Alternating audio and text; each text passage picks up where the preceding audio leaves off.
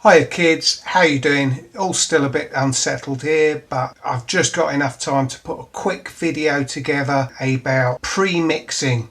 So one of the problems that you've got using grooveboxes all the time is that you tend to just have a stereo feed out and you've got a lot of different sounds that are competing there. So for example, we're looking at the tracks today. We've got two synthesizers and a whole load of drum sounds on there. So when you design your sounds on a groovebox, you have to bear in mind that it needs to perform a particular role, and I like to call this pre-mixing. So we're going to have a look at making a bass sound today. Once you've plugged your tracks in, you can have a look on Novation components and select the synthesizer and then a new patch. So this is what an initial patch sounds like, which is a bit thin and reedy.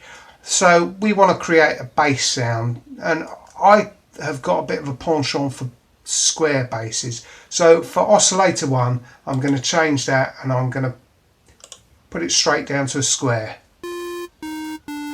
And remember, I need it to be a bass, so we are going to drop it 2 octaves, which is 24 semitones.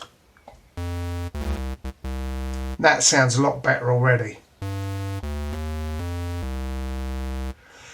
which I really like. And then we're going to bring in oscillator 2 because we want to give it a bit more body and a bit more interest. And for that, I think I will have a wave table, and we'll have digital nasty, I think. Now at the moment you can't hear the digital nasty because the oscillator 2 is turned down, so let me turn that up. And you can hear it's quite high pitched there, so I'm going to drop that down an octave. I'm going to change tuning slightly so it's not quite an octave. I think if I bring it down a couple of steps.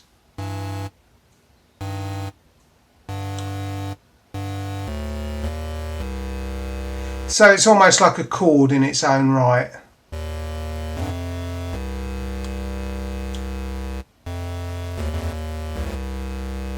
I'm quite liking that as a raw sound. The next step for me is to have a play with the modulation, and because we are using it on the oscillator, I am going to use the pulse width index and turn that all the way up, and that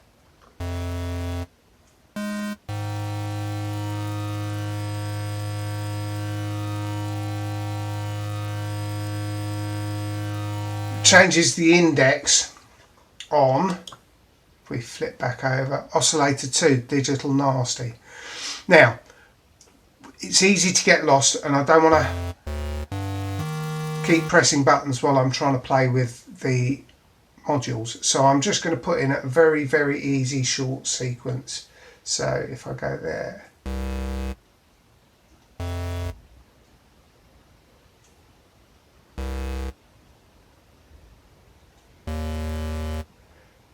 let's see how that sounds.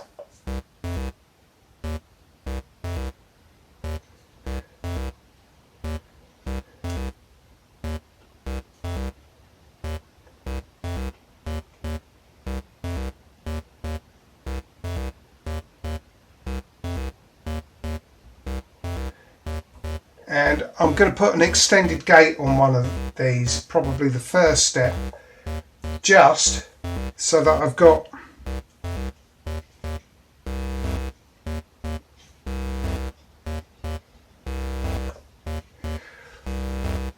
time to play around with it doing some other stuff. What I'm now going to do, go into the effects, and as a bass I want it to be monophonic.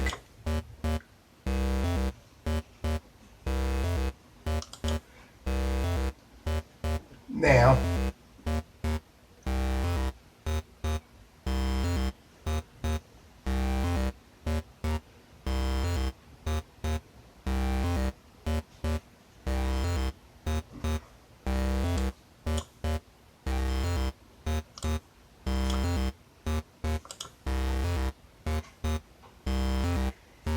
Right, next step.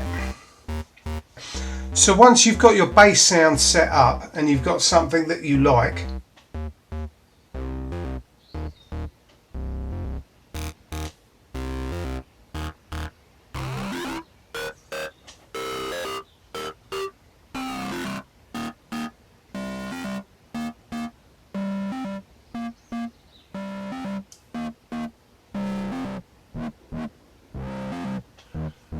once you've got something that you like with your bass sound,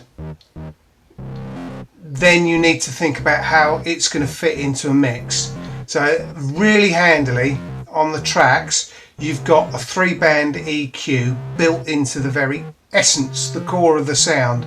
And one of the keys to EQing is to remove stuff rather than add stuff in. Now we're going to do a bit of both here because we want to position this in a mix and we know it's going to be competing against other things, both on the tracks itself and against a full mix coming from another device, usually the samples in my case. So I have to think in advance what role this sound is going to take in this particular project, and I've already decided it's going to be a bass sound. So on the equalizing section, drop the frequencies just a little bit and give it just a little bit of boost. I'm going to leave the mid frequencies where they are,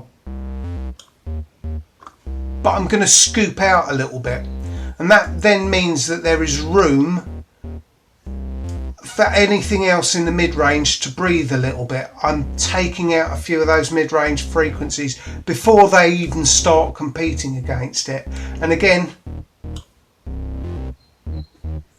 I'm just going to take out a bit of the high gain in there, so the high frequencies, and there we go. That's all you need to do, and you've already set this up so that you've created some space in a mix for this as a bass sound. Okay, now I have a standard place where I save bass sounds. I save them along the front, and if I just change the name here, and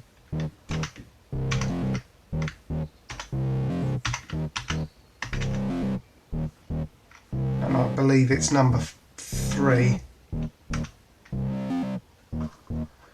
and then I can send this to the circuit tracks. Pack 0. Oh, I've already got an SB Bass 3, so I'm not going to call it that. I'm going to call it SB Bass 4. Send to circuit tracks. Okay, and overwrite patch. And then I know that all that top row of patches are going to be there and EQ'd in advance for bass. That's it.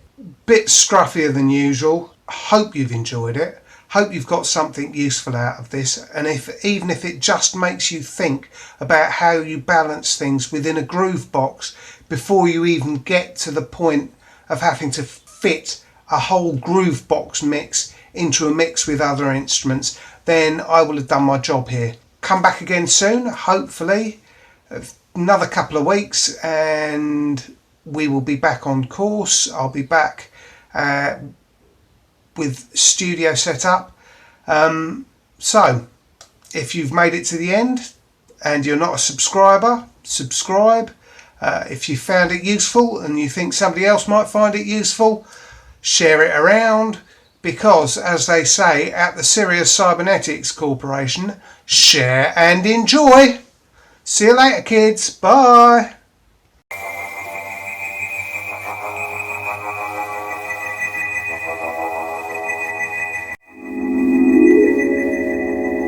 Activist.